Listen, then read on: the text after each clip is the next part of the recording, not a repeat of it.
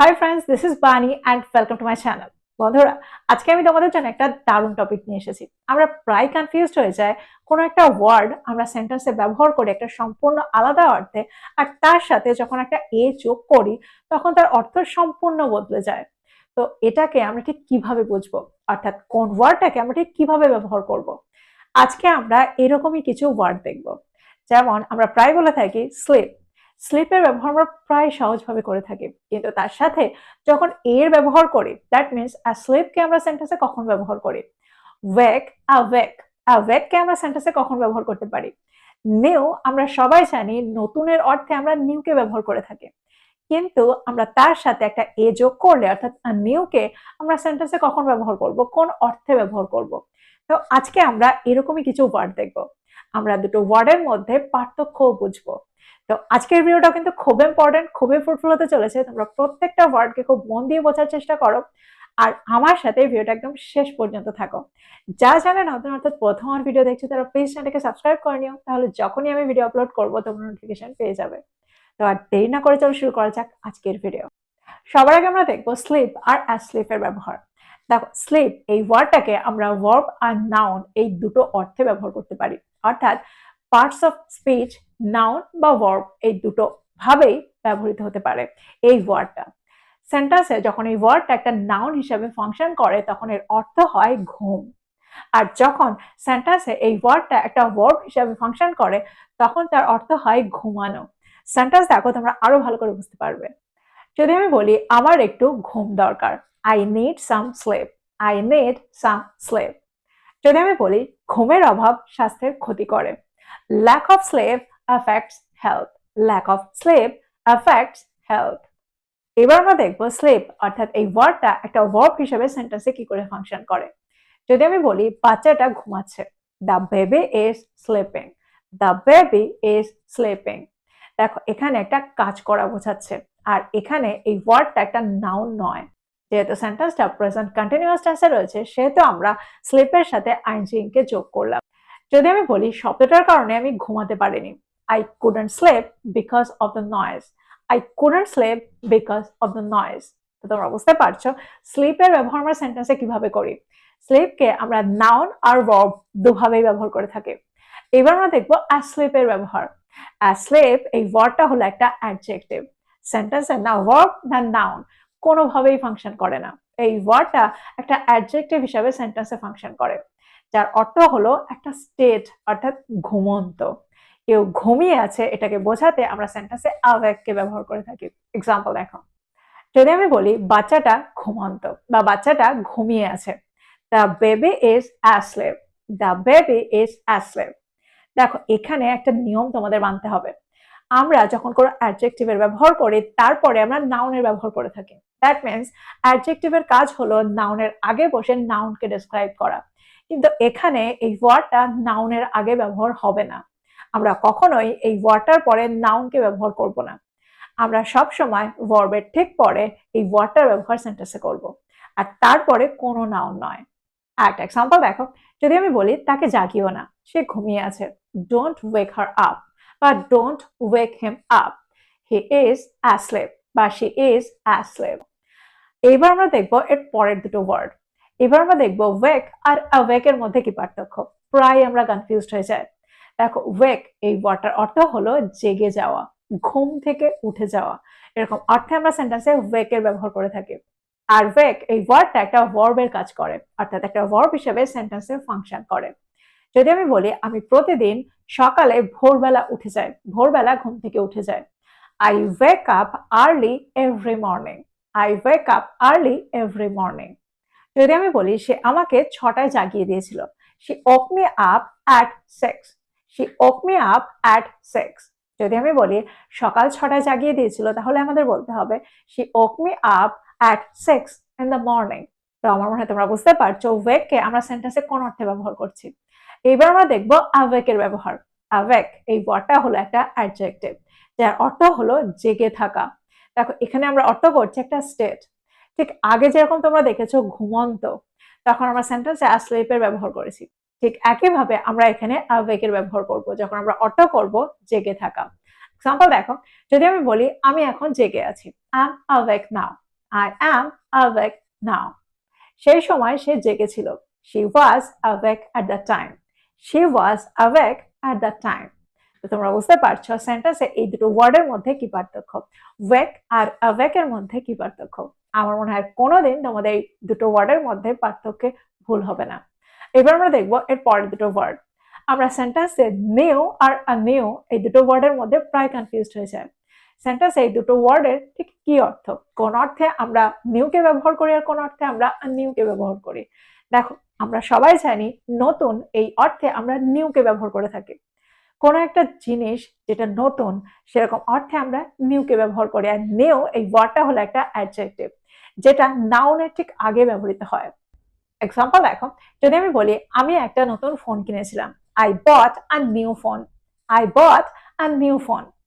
সে একটা নতুন চাকরি পেয়েছিল, she got a new job. She got a new job. তোমরা বুঝতে পারছো নতুন চাকরি, নিউ জব, আমরা জব এই ওয়ার্ডটার আগে নিউকে ব্যবহার করলাম। দ্যাট মিনস নাউনের আগে আমরা এই ওয়ার্ডটাকে সেন্টেন্সে ব্যবহার করলাম। আমি একটা নতুন ফোন কিনেছিলাম, I bought a new phone. Phone এই ওয়ার্ডটা হলো একটা নাউন আর তার আগে আমরা এই অ্যাডজেক্টিভটাকে ব্যবহার করলাম। এবার আমরা দেখবো আ নিউ এর ব্যবহার। সেন্টেন্সে আমরা আ নিউকে কখন ব্যবহার করি। দেখো আমরা এখানে এ কে যোগ করলাম। আর নিউ এই ওয়ার্ডটার অর্থ হলো আবার শুরু করা, নতুন, আবার নতুন করে কিছু করা। এক্সাম্পল দেখো, যদি আমি বলি চলো নতুন করে শুরু করা যাক, let's start a new. Let's start a new. That means একটা নতুন শুরু করা যাক, একটা নতুন ভাবে শুরু করা যাক। Let's start a new. একটা এক্সাম্পল দেখো, যদি আমি বলি ব্যর্থতার পর, ব্যর্থতার পরে তারা নতুন করে শুরু করেছিল। দ্যাট মিনস তারা আবার নতুন করে শুরু করেছিল। After failure, they began anew. After failure, they began anew, but they started anew. একটা এক্সাম্পল দেখো, যদি আমি বলি প্রকল্পটিকে আবার নতুন ভাবে পরিকল্পনা করা হয়েছিল। The project was planned anew. The project was planned anew. তোমরা বুঝতে পারছো নিউ আর আনিউ এর মধ্যে কতটা পার্থক্য। আমরা দুটোকে কখনোই একটা জায়গায় আরেকটার ব্যবহার করতে পারি না। আর নিউ এই ওয়ার্ডটার অর্থ হলো একটা ফ্রেশ স্টার্ট, একটা নতুন স্টার্ট। এবার আমরা দেখবো এর পরের দুটো কনফিউজিং ওয়ার্ড। পরের কনফিউজিং দুটো ওয়ার্ড হলো রাইজ আর রাইজ। আমরা প্রায় সেন্টেন্সে কনফিউজড হয়ে যাই। আমরা এই ওয়ার্ডটাকে দ্যাট মিনস রাইজকে একটা ভার্ব হিসেবে সেন্টেন্সে ব্যবহার করে থাকি আর এর অর্থ হলো ওঠা বা বৃদ্ধি পাওয়া। আমরা দাম বেড়ে যাওয়ার অর্থেও রাইজের ব্যবহার করে থাকি। সূর্য ওঠার অর্থে আমরা রাইজের ব্যবহার করে থাকি। এক্সাম্পল দেখো, যদি আমি বলি সূর্য পূর্ব দিকে ওঠে, the sun rises in the east. The sun rises in the east. যদি আমি বলি দাম দ্রুত বাড়ছে, তো তোমরা বুঝতে পারছো রাইজের কি অর্থ। আমরা সেন্টেন্সে রাইজকে একটা ভার্ব হিসেবে এখানে ব্যবহার করছি আর এই ওয়ার্ডটা সেন্টেন্সে উঠে যাওয়া বা বৃদ্ধি পাওয়া দুটো অর্থেই ব্যবহৃত হতে পারে। এবার আমরা দেখবো অ্যারাইজের ব্যবহার।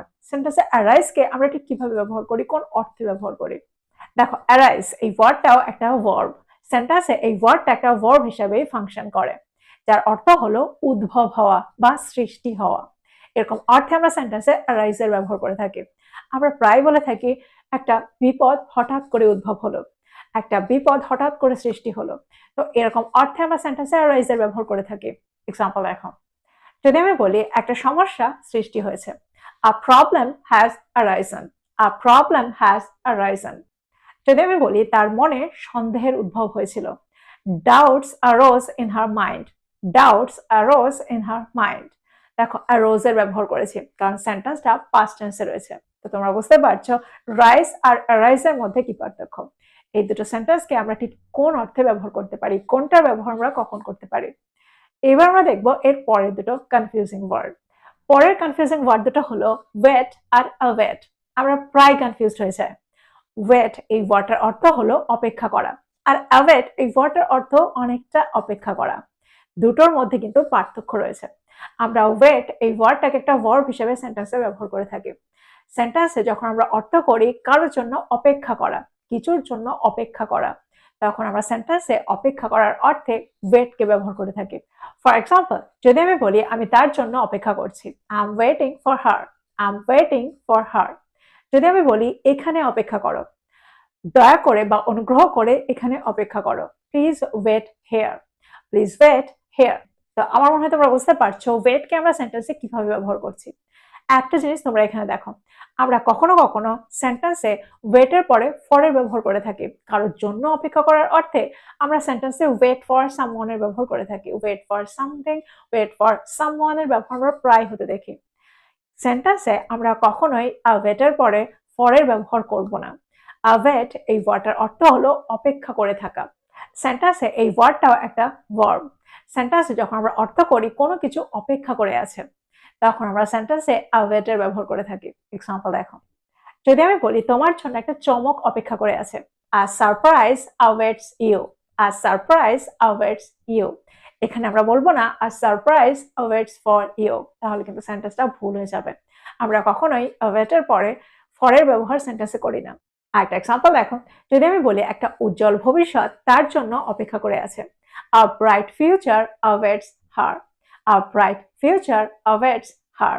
দেখো এখানে আমরা awaits এর ব্যবহার করলাম, কারণ সাবজেক্টটা থার্ড পারসন সিঙ্গুলার নাম্বার।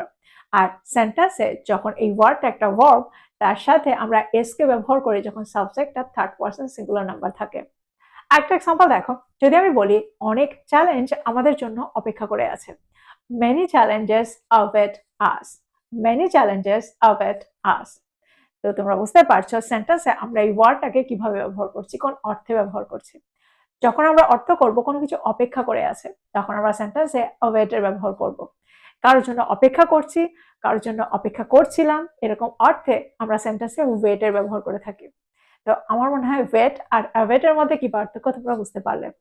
তো এই ছিল কয়েকটা দারুণ কনফিউজিং ওয়ার্ডস। আমার মনে হয় একে যোগ করে এই ওয়ার্ডটাকে যখনই তোমরা ব্যবহার করতে চাও একটু কনফিউজড অবশ্যই হও। তো আজকের পরে এই ভিডিওটার পরে আমার মনে হয় তোমাদের মধ্যে আর কোনো রকম কনফিউশন থাকবে না এই ওয়ার্ডগুলোর ব্যবহার নিয়ে। তো প্রত্যেকটাকে নোট ডাউন করো আর এগুলো দিয়ে প্রচুর সেন্টেন্স তৈরি করো আর সেগুলোকে প্রতিদিনের কনভারসেশনে ইনক্লুড করো। আর ভিডিওটা ভালো লাগলে লাইক করতে ভুলে যাও না, বন্ধুদেরকে শেয়ার করো যারা ইংরেজি শিখছে। So this is all about today. I will be back with another video. Till then, take care. Thank you for watching this video. Bye bye.